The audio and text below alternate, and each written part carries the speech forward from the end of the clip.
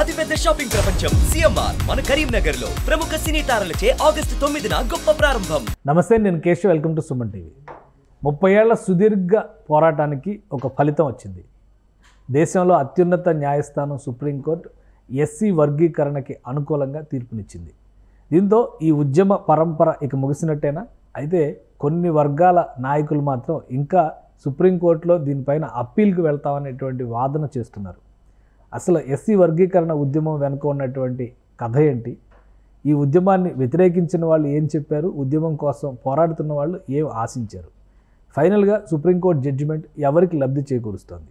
ఈ అంశం పైన విశ్లేషణ చూద్దాం. మనతో పాటు ఆంధ్ర మేధావుల forum founder chairman Chalasani Srinivas గారు ఉన్నారు. చలసాని శ్రీనివాస్ గారు, నమస్కారం. నమస్కారం, అందరూ నమస్కారం.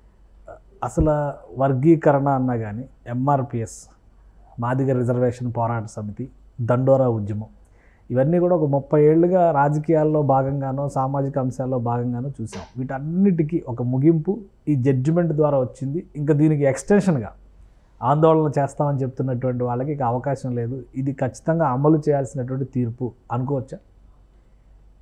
99% ఇదే విధంగా రాస్తుంది.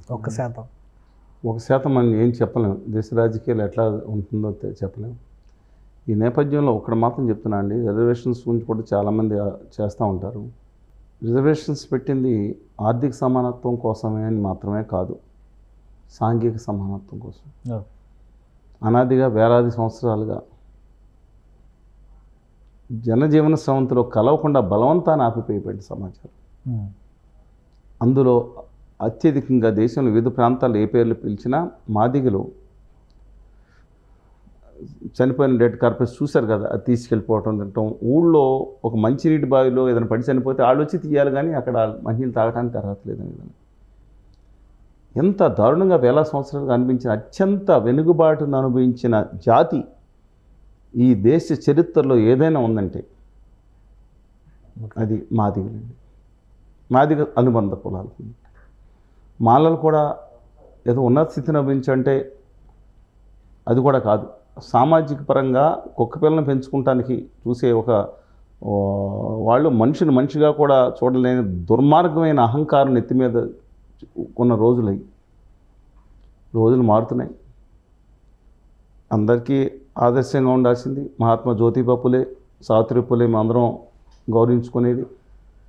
ఆ తర్వాత దేశంలో మొట్టమొదటిసారి రిజర్వేషన్స్ ఛత్రపతి సాహు మహారాజ్ కల్పించారు. శివాజీ వారసుడు ఆయన. ఎప్పుడు కూడా అంటే ఈ దేశంలో 98% ప్రజలు గుర్తుంచుకుని నమస్కారం పెట్టాల్సిన మనిషి. సరే, తర్వాత మీకు తెలుసు చరిత్ర, మన బాబాసాహెబ్ కానీ రాజ్యాంగం.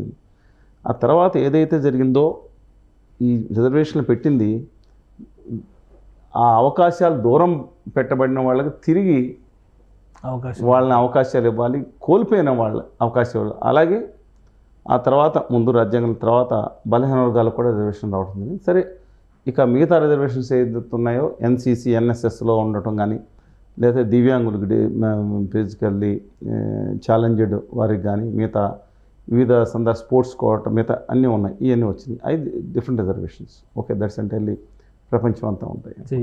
ఇవి only schedule caste based. Schedule caste and schedule tribes కూడా. ఎందుకంటేనండి వాళ్ళు కొండల్లోనూ అడవుల్లోనూ ఆదివాసులు, మైదాన ప్రాంత గిరిజనులు కొంతమంది ఉన్నారు. వాళ్ళు సమానంగా వాళ్ళకి ఆ పాఠశాలలు కల్పించాం, ఆరోగ్య సదుపాయాలు కల్పించాం, ఆహారం కల్పించేది లేదు.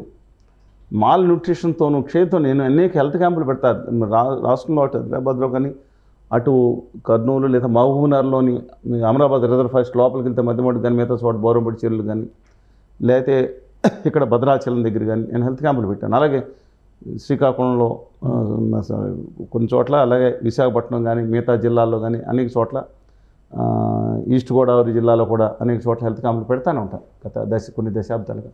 ఆదివాసీల యొక్క చాలా ఇష్టం నాకు. మనందరిలోని కల్లాకపటం మీలో నాలో చూసే వీక్షకుల్లో కూడా ఏదైతే ఉందో కాలుష్యం ప్రవేశించింది. ఇవాళ వరకు 70-80% ప్రజలు అసలు మనస్సు ప్రశాంతంగా ఉండి తెల్ల పేపర్లో ఉండే జనం వాళ్ళ ఆదివాసులకి ఇచ్చింది. ఇవాళ అలాంటి వాళ్ళు వాళ్ళ పోరాడలేని పరిస్థితిలో ఎలా పోరాడతారు? పాపులేషన్ తగ్గిపోతుంది కూడా కొన్ని వర్గాల వరకు. అలాంటి తెలుగు ప్రాంతాలకు సంబంధించిన గిరిజన కోయ, బగత, సవర, గోండు, నాయక్పోడు, కొండరెడ్లు, అనేక మంది చెంచులు, అనేక మంది అడవుల్లో ఉండేవాళ్ళు, చాలామంది జంతువులు ఉన్నా ఇట్స్ టోటల్లీ వాళ్ళు దారుణమైన అన్యాయం జరిగిందంటే ఈ దేశ చరిత్ర మీదేది చెప్పిన రిజర్వేషన్ విషయంలో వాళ్ళకి అన్యాయం జరిగిందండి. 1960-70లో వాళ్ళే దాదాపు అత్యధిక జనాభా ఉమ్మడి ఆంధ్రప్రదేశ్లో ఉంటే వాళ్ళకి రిజర్వేషన్లు వచ్చాయి. 1977లో వేరే సెక్ట్స్ని కొన్ని యాడ్ చేశారు రిజర్వేషన్లో. చేయటం వల్ల ఇవాళ ఎక్స్క్లూజివ్ ఆంధ్రప్రదేశ్లోనే రిజర్వేషన్ చేశారు. ఆంధ్రప్రదేశ్ మిగతా చోట్ల చాలా చోట్ల డీనోటిఫైడ్ ఫార్వర్డ్ క్యాస్ట్లో ఉన్న వాళ్ళని కూడా అక్కడ తీసుకొచ్చేసారు. చేసినప్పుడు ఈ 30 ఉపకులాలకి కలిపి యూపీఎస్సీ కానీ గ్రూప్ 1 కానీ మేజర్ ఉద్యోగాల్లో 1% ఉద్యోగాలు రాలేదండి. ఒక్క సెక్ట్కే 97% ఉద్యోగాలు వచ్చినాయి. మిగతా మైదాన ప్రాంత గిరిజన కొంతమందికి వచ్చినాయి. ఇది ఇంకా నేను అనుకుంటున్నాను దేశ చరిత్రలో ఇంత దుర్మార్గం ఎప్పుడు జరగలేదు. సరే మిగతా వాళ్ళు కూడా వాళ్ళు కూడా 100 సంవత్సరాల క్రితం స్థిరపడి ఈ ప్రాంతంలో మమేకమైపోయి వాళ్ళు కూడా deserved, absolute deserved. I don't say then not deserved. వాళ్ళ త్యాగాలు కూడా అసమానం ఆ రోజు దాంట్లో. కానీ ఇలా అన్యాయం వాస్తవం మాట్లాడుకోవాలి కాబట్టి.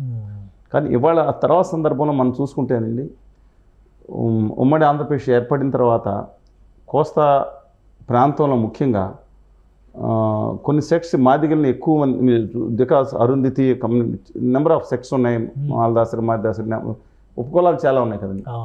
దీంట్లో ఏమైందంటే మాలలు తమకు వచ్చిన అవకాశాన్ని అద్భుతంగా అందిపుచ్చుకున్నారు. చదువు బాబాసాహెబ్ చెప్పిన వర్డ్ ఏదైతే ఉందో తన ఆదర్శంగా తీసుకున్నారు. చదువుతో మనకు ఉంది, చదవాలి, కష్టపడి కసితో చదవాలి, పైగా అవకాశాలు వచ్చినాయి, రిజర్వేషన్ వచ్చినాయి. బిఫోర్ దట్ రిజర్వేషన్స్ అనేది ఇప్పుడు పాఠశాల జాయిన్ అవ్వడానికి రిజర్వేషన్ ఏముంటుందండి? ప్రభుత్వ పాఠశాల మేము చిన్నప్పుడు మేము మా హాస్పిటల్లో పనిచేసే కాంపౌండ్ పిల్లలు మిగతా వాళ్ళు అందరం కలిసి ఒకే దాంట్లో చదువుకున్నాం, ఒకే క్లాస్లో కూర్చున్నాం, ఇబ్బందులు లేవు. కానీ అప్పుడు చేసిన తర్వాత కదా సీట్లు వచ్చేది. ఆ ఇంజనీరింగో వాటిలోని మిగతా దాంట్లో మా ప్రభుత్వ పాఠశాలలో అందరూ కలిసి ప్రాథమిక విద్య వరకు అంతా కలిసి పెట్టి చదివించారండి. వాళ్ళ తల్లిదండ్రులు పుస్తకాలు అమ్ముకునన్నా, మిగతా వాళ్ళు కూలీ చేసుకునన్నా, నిజంగా అన్ని తరాలు కులాల్లో అన్నీ ఫస్ట్ జనరేషన్ మీరు చూడండి, మీ ఊళ్ళో కూడా చూసుంటారు కదా. మామూలు వాళ్ళు అంత కష్టాలు పడ్డారంటే చాలామంది నేను చెప్తున్న నగర కులాలకు సంబంధించిన వాళ్ళు కూడా చాలా కష్టం పడ్డారు పిల్లల్ని చదివి. అలాంటిది నిమ్మన వర్గాల్లో ముఖ్యంగా దళితుల్లో చదివించడానికి ఇంకా ఎన్ని కష్టాలు పడాలండి, అవహేళన ఎందుకో ఎదుర్కోవాలండి. ఇది ఒక చాలా అక్కడ 7 తరాలని అలెక్సిస్ హెలీ రాశాడు మై రూట్స్ అని. అక్కడ నల్లజాతి ప్రజలు ఎంతటా మార్టిన్ లూథర్ కింగ్ అని నా జీవితంలో నేను అంటే ఒక 5 గొప్ప స్పీచ్లు అని చెప్తారు. అలెగ్జాండర్ ఓడిపోయినప్పుడు ఎలా స్పీచ్ ఇచ్చాడు అని చెప్తారు. అలా హిట్లర్ దుర్మార్గంగా ఉండి రెచ్చగొడటానికి ఎలాంటి స్పీచ్ ఇచ్చాడు, అలాంటి మార్టిన్ లూథర్ కింగ్ చూశారు కదా. ఆయన ఒక మాట మాట్లాడాడు, ఐ హ్యావ్ ఏ డ్రీమ్ అని, బ్యూటిఫుల్ మాట. ఈ దేశంలో నా 4 బిడ్డలు they should be judged based on their character, not by the colour of their skin అంటాడు. కళ్ళం నీళ్ళు కాస్తాడు. ఆ రోజు బరాక్ ఒబామా అయిన తర్వాత అది ఈ దేశంలో ఇంకా ఒక దళితుడు ప్రధానమంత్రి కాలేకపోయాడు.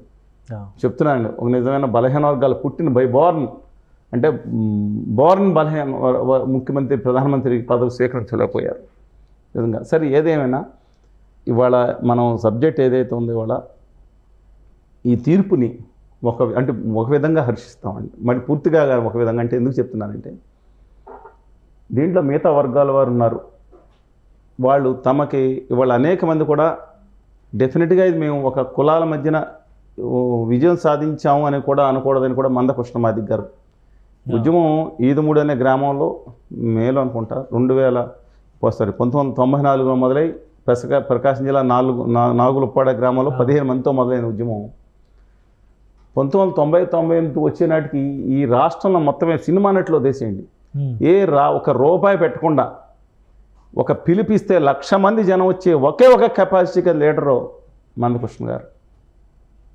ఫ్యాక్ట్ అండి. పైగా ఇవాళ ఇంకోటి చెప్పదలుచుకున్నాను నేను. ఉమ్మడి ఆంధ్రప్రదేశ్ యొక్క చిహ్నం పూర్ణకోపం తెలంగాణకు కూడా ఉంది. తెలంగాణలో కూడా రాజకొండ కోటలో కూడా 14వ శతాబ్దం ఉంది, 2వ శతాబ్దం ముందుది. నాగోపాధ్యాయ అనే ఉపాధ్యాయుడు, ఒక చర్మకారుడు, ఒక దళితుడు, ఆయన మాదిగా అలా కుమారుడు విధికుడు అని ఆయన ఆ పూర్ణకుంభాన్ని చిత్రీకరించి దాని తర్వాత ఇప్పుడుగా దీంట్లో శిథిలం మీద చేశారు.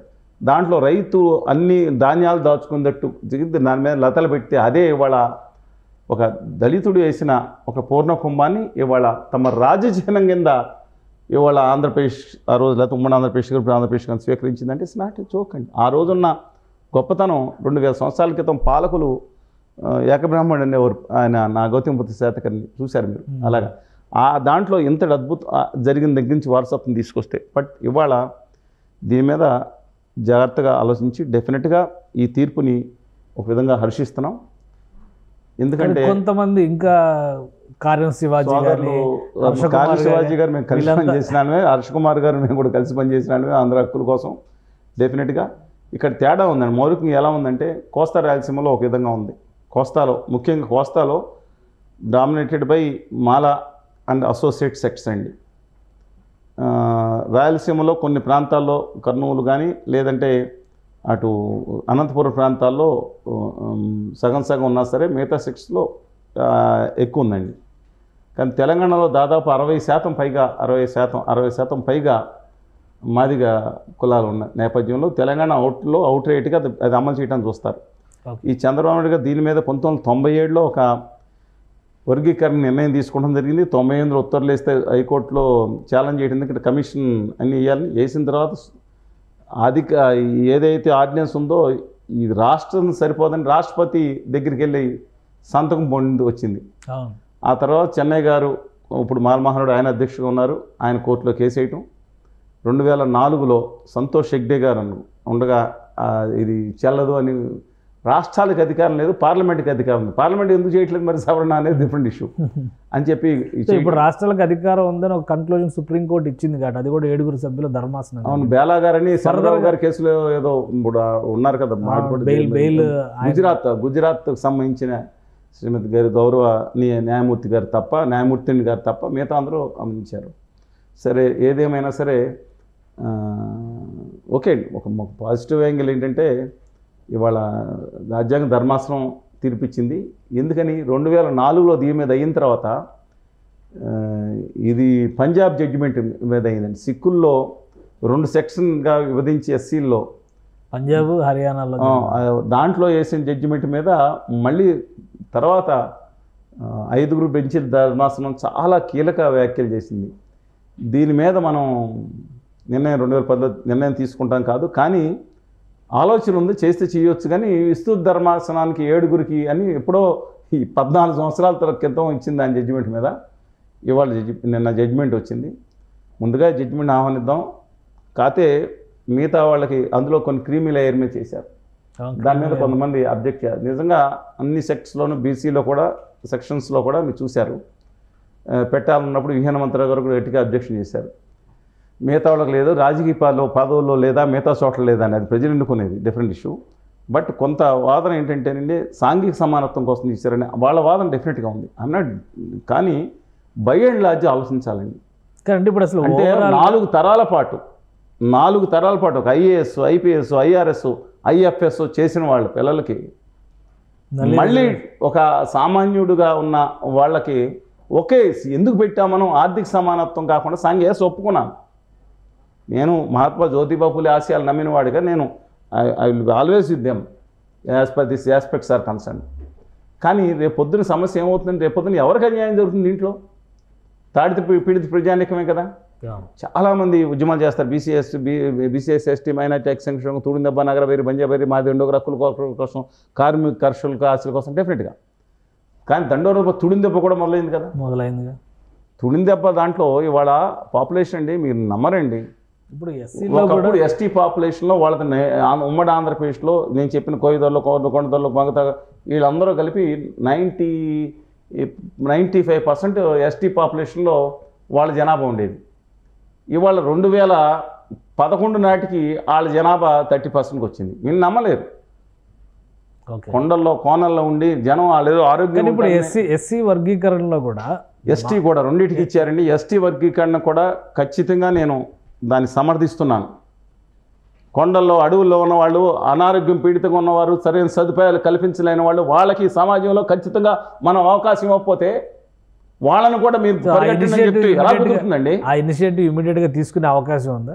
లేదండి, ఓట్ల కోసం కదా. ఎక్కడైతే తీసుకుంటారు, ఎవరికి ఓట్లు ఎక్కువ ఉన్నాయో ఆ ఓట్లు తీసుకున్నానికి నేనే హీరో అని తెలంగాణ ప్రాంతంలో అయితే కేసీఆర్ గారు ఇచ్చారు కాగితం అక్కడికని. తెలంగాణ అసెంబ్లీలో ఆల్రెడీ ఒక నిర్ణయం తీసుకున్నారు, ఇది అమలు ఆంధ్రప్రదేశ్లో కూడా తీసుకున్నారు, ఒకప్పుడు ఉమ్మడి ఆంధ్రప్రదేశ్లో కూడా తీసుకున్న నేపథ్యంలో ఇవాళ చంద్రబాబు నాయుడు గారు తీసుకున్నారు కాబట్టి అక్కడ ఆయన మెజార్టీ ఉన్నా సరే ఆయనకి ప్రస్తుతం అవసరం లేనట్టు. ఎందుకంటే దీంట్లో ఒకటి ఇవాళ కేంద్ర కమిటీ కూడా వేశారండి. ఇంతకుముందు కూడా ఒక కమిటీ ఉషా మెహ్రా గారి కమిటీ రాజశేఖర రెడ్డి గారు వేయించారు. ఉషా మెహ్రా గారి కమిటీ దాదాపుగా 90% దాంట్లో అనుకూలంగా ఇచ్చిన, కొన్ని 10% అయితే విభేదించిన అనుకూలంగా ఇచ్చిన మాట వాస్తవం. ఇప్పుడు రెండో కమిటీ ఏదైతే వేశారో ఇది కూడా పార్లమెంట్కి డెఫినెట్గా వెంకయ్యనాయుడు గారు ఆ రోజు చాలా ఇనిషియేషన్ తీసుకున్నారు. వాళ్ళ కాలం నమస్కారం కూడా పెట్టారు మందకృష్ణమాది గారు. నిన్న కూడా ఆయన అన్నారు చంద్రబాబు నాయుడు గారు లేకపోతే ఇంతవరకు వచ్చి ఉండేది కాదని. ఈ దేశంలో ఇక్కడ కాదండి, మిగతా చోట్ల కూడా, అంటే కొన్ని చోట ఎక్కువ 2 కులాలు ఒక విధంగా ఉంటాయి, కొన్ని చోట్ల ఉంటాయి. నాకు తెలిసి కొంచెం బాధపడతారు కానీ నా మిత్రులు, దివంగత మిత్రులు, ఒక రాజకీయ నాయకులు కూడా ఆ విషయం వచ్చినప్పుడు వాళ్ళ ఇంకొక సెక్షన్స్లోనే వేరే వాళ్ళని మేము తక్కువగా చూస్తామనే మాట మాట్లాడారు. Is no more, but I don't know beyond that నేను మాట్లాడకూడదు. కానీ అందువల్ల ఈ నేపథ్యంలో డెఫినెట్గా దీన్ని హర్షిస్తూ తెలంగాణ అయితే సత్వరమే నిర్ణయం తీసుకుంటుందండి. ఆంధ్రప్రదేశ్ కూడా బాబు గారు కాపీరైట్ ముందర ఆయన తీసుకోవాలి కదా, డెఫినెట్గా ఆయన తీసుకుంటారు, లేకపోతే ఇక్కడ ఎవరైనా సరే ఈ నేపథ్యంలో తీసుకుంటారు. దీన్ని పూర్తిగా ఇవాళ తమిళనాడులో కూడానండి అరుంధతి అంటే ఇవాళ ఒక తెలుగు బిడ్డ ఒక అరుంధతీయ మాది కులానికి సంబంధించిన బిడ్డ కేంద్ర మంత్రివర్గంలో స్థానం దక్కింది. చాలా కాలం అసలు లేదు. కిషన్ రెడ్డి గారికి తర్వాత మీరు ఇచ్చారు కానీ 2000 కొన్ని సంవత్సరాల పాటు ఒక 14 కోట్ల మంది తెలుగు బిడ్డలో ఒక్కళ్ళకు కూడా కేంద్ర మంత్రివర్గంలో స్థానమే లేకుండా పోయింది. 14 కోట్ల మంది ప్రజలు వాళ్ళ పార్టీ పార్లమెంట్ సభ్యులు ఉన్నా సరే. తర్వాత కేంద్ర క్యాబినెట్లో అడుగుపెట్టే అవకాశం ఈ ప్రధానమంత్రి మోదీ గారు వచ్చిన తర్వాత 3 సంవత్సరాలు దాదాపు కేంద్ర క్యాబినెట్లో తెలుగు జాతి వాడు అడుగుపెట్టే అర్హత లేకుండా చేశారు. చాలామంది తెలియదండి ఇది. తర్వాత అంటే రాష్ట్రాల్లో వేరు, కేంద్రంలో వేరు. కేంద్రంలో క్యాబినెట్ సమావేశాలు జరిగినప్పుడు క్యాబినెట్ మంత్రులనే ఆహ్వానిస్తారు, దీనికి మిగతా వాళ్ళని ఆహ్వానించారు. అందుకని కిషన్ రెడ్డి మంత్రులుగా అవకాశం ఉంది, సహాయ మంత్రులకు ఇండిపెండెంట్ ఛార్జీలకు కూడా ఆహ్వానం లేదు. అలాంటిది కిషన్ రెడ్డి గారు తర్వాత అందరూ కూడా చేసినాం. ఇప్పుడు పదోన్నతి కల్పించారు. ఒకడు నేను ఇద్దరు ఉన్నారు ఆ కేటగిరీలో. అక్కడ రామ్మోహన్ నాయుడు గారు ఉన్నారు. కానీ ఇంతకు ముందే ఒక దళితుడికి, మురుగన్ అనే ఆయనకి, ఒక మాది కులస్తుడికి కేంద్ర మంత్రివర్గంలో స్థానం కల్పింపజేసిన డెఫినెట్గా అక్కడున్న ఆర్ఎస్ఎస్ వాళ్ళకి అభినందన తెలుపుతున్నాను. ఇప్పుడు 12 మంది జడ్జీలతో కూడినటువంటి బెంచ్ కోరతాం మేము, ఫైనల్గా మళ్ళీ అప్పీల్ చేస్తాం అని కొన్ని వాదనలు వినిపిస్తున్నాయి. ఇప్పుడు 7 సభ్యుల ధర్మాసనం ఇంకా ఫైనల్ అనుకోవచ్చు. ఇంకా దాదాపు మళ్ళీ ఇది మళ్ళీ చెప్తున్నానండి, ఎప్పుడు జడ్జిమెంట్ వచ్చింది? 2004 20 సంవత్సరాలు జడ్జిమెంట్ వచ్చింది. ఇప్పుడు 2024 8 సంవత్సరాలు జడ్జిమెంట్. 2010లో వాళ్ళు ఒప్పుకున్నా తిరిగి చేయమన్నా 14 సంవత్సరాలు పెట్టింది. ఇప్పుడు చంద్రబాబు నాయుడు గారు ఇచ్చిన జీవో 1909 తెలుసు కదా, 97 ఉంది, 98 ఉత్తర్వులు మళ్ళీ కొట్టేసిన తర్వాత 99లో అయిన తర్వాత 2001 99లో మళ్ళీ చేసినా సరే ఇంప్లిమెంటేషన్ ఏప్రిల్ 1 2000 సంవత్సరం నుంచి చేశారు. 2004 వరకు అమలైంది. అందువల్ల ఇవాళ ఖచ్చితంగా ఇది అమలయ్యే అవకాశం ఉంది. దీన్ని మళ్ళీ ఎవరో దాంట్లో ఇక క్రీమీ లేయర్ ఏదైతే ఉందో డెఫినెట్గా దాంట్లో 100% కాకపోతే 90% నేను చెప్పాను సామాజిక న్యాయం కోసం చేస్తున్నారు. మిగతా ఇవాళ ఇంకోటి కూడా చెప్తున్నాను, ఈ దేశంలో ఉన్న 50 మంది పెద్ద వ్యాపారస్తులు ఇండస్ట్రియలిస్టులో ఎవరైనా దాంట్లో 35 మంది ఒకటే వర్గం. మిగతా దేశంలో ఉన్న 250 కులస్తుల్లో 240కి లేదు. మిగతా 15 మందిలో ఒక్కళ్ళే శివనాడార్ గారు అని ఆయన, మళ్ళీ ఆ నల్లుడు మల్హోత్రా గారు ఎవరు ఉన్నారండి, మెహతా గారు, ఆయన సరే వదిలేసేద్దాం. ఆ నాడార్ గారు ఒక ఆయన దక్షిణ భారతదేశం సంబంధించిన నాడార్ గారు ఒక ఆయనే ఆ టాప్ 50లో ఉన్నారు తప్పితే ఎవరు దేశంలో 90% మంది మనుషులు వాళ్ళు ఎదగడానికి శక్తి లేదా? ఎందుకు లేదండి? వాళ్ళు 10 మందికి ఉద్యోగాలు ఇచ్చేటట్టు నేను ఒకటి అందుకని కోరుకున్నాను. దీన్ని హర్షిస్తానే. వాళ్ళు ఎస్సీ ఎస్టీ బీసీ మైనార్టీలు కానీ మిగతా వాళ్ళు కానీ మిగతా అగ్రవర్ణాల పేదలు మిగతా వాళ్ళందరూ కానీ తాము ఎంటర్‌ప్రెన్యూర్‌గా అవ్వాలి. వచ్చే కొద్దీ మరొకసారి చెప్తున్నాను, ఈ దేశంలో ప్రభుత్వ ఉద్యోగాలు తగ్గిపోతాయి. నేను చెప్పింది హార్డ్ ఫ్యాక్ట్ అయినా ఇవాళ ఉన్నాయి, భర్తీ అవుతాయి. మనం అమెరికా తరహా దాంట్లోకి వెళ్తున్నాం. ఈ నేపథ్యంలో ఎక్కువ ఉద్యోగాలన్నీ ఆ ఆర్మీకి, ఆ పోలీసు అడ్మినిస్ట్రేషన్ ఉంటాయి. అవే ఉంటాయి. మిగతా అడ్మినిస్ట్రేషన్ ఆన్లైన్ అడ్మినిస్ట్రేషన్ ఉంటుంది ఎక్కువ. మీరు చూసారు ఎక్కడో అక్కడక్కడ అధికారి ఇంప్లిమెంటేషన్ చేయడానికి ఉండొచ్చు, కొంతమంది స్కెలిటన్ స్టాఫ్ ఉంటారు, కొంతమంది మిగతా ఉంటారు. ఈ నేపథ్యంలో ప్రైవేట్ రంగం అనేది చాలా ముఖ్యం అవుతుందండి. ఇవాళ అలాంటి సందర్భంలో ఇవాళ కేసీఆర్ గారు ఏదన్నా వర్గాలు, వెనుకబడిన వర్గాలు ఎప్పుడు ఆర్థికంగా సమానత్వంతో ఉంటాయో తెలుసా? తను మిగతా కులాల వాళ్ళని, అంటే కులాలు అనేది 2050 నాటికి దాదాపుగా తగ్గిపోతాయని నా అభిప్రాయం అండి. ఈ ప్రపంచంలో ఎక్కడ లేనట్టు పెట్టారు, తమ స్వార్థం కోసం పెట్టారు, కొంతమంది గుడి బయట పెట్టారు, కొంతమంది పెట్టారు. అందుకనే కదా వాళ్ళు వెళ్ళిపోయింది, చాలామంది మిగతా మతాలకు వెళ్ళిపోయాలంటారు. నిజంగా వాళ్ళని గుడిలోకి రమ్మంటే అది వేరే సంగతి. ఎస్, ఇవాళ చట్టం చేశారు మత దీని కింద. కానీ ఆంధ్రప్రదేశ్లో ఎక్కువ మంది ఎస్సీస్లో మెజార్టీ దాదాపు కొన్ని ఊళ్ళల్లో 95% క్రిస్టియానిటీ భావంలోకి వెళ్ళిపోయారు, లేదా క్రిస్టియానిటీ స్వీకరించింది చూశారు మీరు. ఎందుకని ఆ రోజు జరిగిన దుర్మార్గమైన, అసలు చాలా దారుణం కదండి. చేత్తో వెనకమాల తాటేకులు కొట్టుకుని వెళ్ళాలా ఊళ్ళలోంచి వెళ్తే? ఏందండి ఇది? కొంతమంది చేసిన కొంతమంది చేసిన దానికి ఇప్పుడు వీళ్ళు చేసి మత మారంటే ఎలా సార్? డిఫరెంట్ ఇష్యూ, పక్కన పెడతాం. ఇప్పుడు ఇది అమలు చేయడం వలన అన్ని వర్గాలు కూడా ప్రశాంతంగా, మాల సామాజిక వర్గంలో కొంత అసంతృప్తి ఉంది. దానిలో కొంతమంది మిగతా వాళ్ళు కూడా ఎస్ తప్పులేదు, దీంట్లో మనకి అన్యాయం జరిగింది. అలా అనుకుంటే ఎస్సీ వర్గాల్లో ఉన్నటువంటి 59 కులాల్లో మాలా మాదిగా 2 వర్గాలే లబ్ధి పొందిన, మిగతా 57 కులాల పరిస్థితి ఏంటని అడుగుతున్న వాళ్ళు కూడా ఉన్నారండి. దానికి ఎలా సమాధానం చెప్తారు? డెఫినెట్గా దీంట్లో ఇప్పుడు కడియం శ్రీహరి గారి విషయం తెలుసు కదా మీకు, వచ్చింది. అలా కొంతమంది కాదు అని మాదిగలో సబ్సెక్షన్ అని ఈ విధంగా తీసుకుంటూ వస్తున్నారు. బట్ మీరు మీరు ఉంటారులేండి, ఉండలేమో అది కాదు. కానీ 2050 నాటికి 90% ఇవన్నీ సమస్య పోతాయి. సమస్య పోవాలని అభ్యుదయవాదం అండి. 1970లో వామపక్ష ఉద్యమాలు వచ్చిండి, అభ్యుదయవాదం ఏంది. ఇవాళ మళ్ళీ తిరుగుని మధ్యయుగాల నాటికి తీసుకెళ్ళి 3 నమ్మకాలు తీసుకొచ్చి ఎత్తి మీద రుద్దుతున్నారు. మనువాదం అనే దిక్కుమాలిన శాస్త్రాన్ని తీసుకొచ్చి అది మొదటి రాజ్యాంగం అని హైదరాబాద్లో పుస్తకావిష్కరణ చేశారు. భారతదేశానికి మొదటి రాజ్యాంగం ఉంటుంది. కులాల అహంకారంతో కుళ్ళుతో కొట్టుకుపోయే ఒక సమాజాన్ని నెత్తి మీద రుద్దడానికి మంచి ఉంటే తీసుకుంటే, దాంట్లో చెడు ఉంటే తీసుకుంటాం ఏంటంటే అంటారు. చెడే ఉంది దాంట్లో, చాలా సందర్భాలు తగ్గించుకుని పుస్తకం చేసుకోవచ్చు. అది భారతదేశానికి మొదటి రాజ్యాంగం ఏంటండి? అబ్సల్యూట్లీ. ఇప్పుడు బాబు రాజేంద్ర ప్రసాద్ గారి అధ్యక్షతన భారత రాజ్యాంగ కమిటీ ఏర్పడింది. డ్రాఫ్టింగ్ కమిటీకి చైర్మన్గా బాబాసాహెబ్ అంబేద్కర్ గారు, అనేక మంది, బిఎన్ రావు గారు, ఆయన ఆధ్వర్యంలో జరిగింది. బిఎన్ రావు గారు అనేక మంది ఇన్పుట్స్ ఇచ్చారు. ఒక గొప్ప రాజ్యాంగం మనం రాసుకున్నప్పుడు దానికి వ్యతిరేకంగా చేయడం అనేది కరెక్ట్ కాదు. ఇప్పటికన్నా సరే నా అభిప్రాయం ప్రకారం ఈ సమస్య, ఇప్పుడు రామ మందిర్ సమస్య ఎలాగా చూశారు కదా, ఇది కూడా ఒక కొలిక్కి వచ్చింది, దాదాపుగా కొలిక్కి వచ్చింది. నా ఉద్దేశం ప్రకారం వాళ్ళలో ఉన్న అభ్యంతరాలని సోదరులు హర్షకుమార్ వ్యక్తిగతంగా చాలా మంచి, ఎందుకంటే ఆంధ్ర హక్కుల కోసం కలిపే పోరాటం ఉంది. అలాగే సోదరులు మా హోదా కోసం పోరాడడం కారణం శివాజీ గారు కానీ మిగతా మిత్రులు కానీ, డెఫినెట్గా నా అప్పీల్ అంటే వాళ్ళ వీ కెన్ అండర్స్టాండ్ దేర్ ఎగోని. డెఫినెట్గా absolutely nothing wrong in that. But కొంచెం సంయమనంతో చూసుకుని మిగతాది దీన్ని ఎందుకంటే తాడిది పీడిత వర్గాల మధ్యన విభేదం మంచిది కాదు. నేను గరగపల్లిలో వెళ్ళాను, ఎవరు వెళ్ళటానికి మీడియా మేజర్, గరగపల్లిలో నేను వెళ్ళా, మిగతా వాళ్ళు ఏం చేశారు నాకు తెలుసు. అక్కడున్న ప్రతి ఒక్క నాయకుడికి అక్కడ అన్ని వర్గాల వరకు నేను నమస్కారం ఎందుకు పెడతాను తెలుసా? నేను వెళ్ళి చెప్పాను, వాళ్ళు రాజకీయ నాయకులు వస్తారు, అడావిడి చేసి ఒకరి మీద ఒకటి రెచ్చగొట్టి వెళ్ళిపోతారు. రేపు పొద్దున కలిసి 100 సంవత్సరాలుగా మీరు గ్రామంలో నివసిస్తున్నారు. అక్కడ క్షత్రియాస్ వెళ్తే హంబులుగా యాక్సెప్ట్ చేశారు. అలాగే దళిత వర్గాల నేత నేనే ముందర అరెస్ట్ అవ్వాల్సిన ఒకళ్ళ తర్వాత మీరు ముందర నిరాహార దీక్ష విరమించండి అంటే విరమించారు. Salute them. అందువల్ల ఒక పాజిటివ్ యాంగిల్లో మనం వెళ్ళాలి. వాళ్ళు రెచ్చగొట్టేసి ఇటు కాదండి.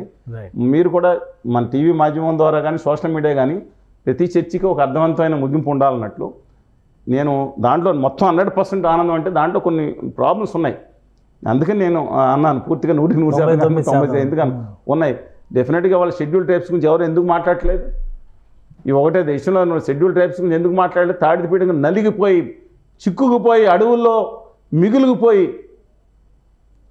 అసలు అనారోగ్యంతో బాధలు పడుతున్న వాళ్ళకి 1% కూడా ఉద్యోగాలు రాలేదంటే అసలైన ఈ భూమి పుత్రులు వాళ్ళు, మీరు నేను లేదా ఇక్కడ మిగతా వాళ్ళు 90% మంది బయట నుంచి వచ్చాం. ఇక్కడున్న ఆదివాసులు మీకు తెలుసు కదా, ముందా జాతి గిరిజనులు కానీ యానాదులు కానీ చెంది వాళ్ళు ఒరిజినల్గా ఈ ప్రాంతంలో ఉన్నాడు. ఎస్సీ వర్గీకరణ పైన సుప్రీంకోర్టు ఇచ్చినటువంటి జడ్జిమెంట్ అమలు అవుద్ది. ఎస్టీల గురించి ఆలోచించే అవకాశాలు ఎందుకు ఉండాలండి, చెయ్యాలండి. తప్పేంటండి? చెయ్యాలి. నిజంగా మిగతా వాళ్ళకి ఇబ్బంది కలగకుండా చేయాలి. వాళ్ళ త్యాగాలు కూడా గుర్తుంచుకుంటానే డెఫినెట్గా చేయాల్సిందే. ఈ ప్రాంతం యొక్క హక్కుల కోసం, ఆత్మగౌరవం కోసం అక్కడ అడవులు అంటే కలిసికట్టుగా లేకపోవచ్చు. మిగతా వాళ్ళు ఖచ్చితంగా న్యాయం చేయాలి. నేను అంటలే, ఇప్పుడు ఆల్రెడీ వచ్చిన అవకాశాలు కోల్పోవడానికి ఇష్టపడరు, దాన్ని ఎక్స్టెండ్ చేస్తారా, మిగతా చేస్తారా? ఎందుకంటే తెలంగాణలో పెరిగింది పాపులేషన్, ఆంధ్రప్రదేశ్లో కొంత తగిన, తెలంగాణలో ఎస్టీ పాపులేషన్ ఇంకా ఓల్డ్ రిజర్వేషన్ అమలు అవుతున్న నేపథ్యంలో ఖచ్చితంగా సవరించాలి. వాళ్ళకి జనప్రతినిధి ఖచ్చితంగా ఎక్కువ రావాల్సింది. ఇప్పుడు ఆల్రెడీ దాన్ని తగ్గించమంట, కానీ మిగతా వాళ్ళకి ఏదైతుందో వాళ్ళకి కూడా కల్పించాల్సిన అవసరం అడుగు వాళ్ళ కోసం మనం ఉండాలండి. ఇంత ఇబ్బంది అయినప్పుడు మిగతా అందరూ ఎస్టీల పక్కన ఎస్సీల పక్షాన మనం ఉన్నట్టే, తాడిపత్రి పక్షాన అందులో న్యాయమయ్యే పక్షాన వాళ్ళు ఉండాలి. డెఫినెట్లీ వాళ్ళకి మనం ఆలోచిద్దామని, మంచి ఇది ఒక ముగింపుకు వస్తుందని ఆలోచిద్దాం, రావాలని, మిగతా వాళ్ళు పాజిటివ్గా చేయాలని, కలిసి కూడా దళితులు ఈ విషయంలో మాత్రం దళితులు ఖచ్చితంగా కలిసి ఉండాలని కోరుకుంటున్నాను. Right, thank you Chalasani Srinivas గారు అభిప్రాయం తెలియజేసినందుకు. ఇది వర్గీకరణ అంశం పైన సుప్రీంకోర్టు ఇచ్చినటువంటి జడ్జిమెంట్ దాదాపుగా 99% ఇదే ఫైనల్ జడ్జిమెంట్. కాబట్టి అణగారిన వర్గాలకి మంచి జరగాలంటే ఖచ్చితంగా వర్గీకరణ అమలు చేయాలి. అలానే ఎస్టీలకు సంబంధించినటువంటి సమస్యలపైన కూడా పాలకులు దృష్టి పెట్టాల్సినటువంటి అవసరం ఉందని చలసాని శ్రీనివాస్ గారు చెప్తున్నారు. ఇది special discussion. Keep watching. Suman టీవీలో మీ పర్సనల్ అండ్ బిజినెస్ ప్రమోషన్స్ కోసం కింది నెంబర్కి కాంటాక్ట్ చేయండి.